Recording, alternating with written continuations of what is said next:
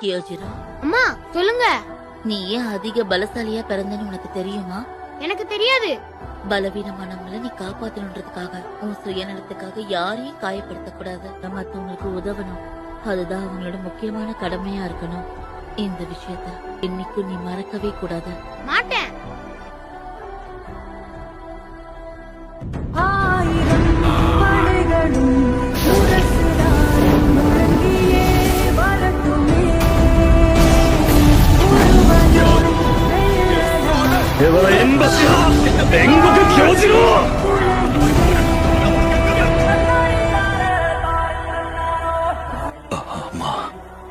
நான் செஞ்சது சரின்னு நீங்க நினைக்கிறீங்களா? என் கடமைகளை நான் சரியா செஞ்சனா, நீங்க சொன்ன மாதிரி செஞ்சனா?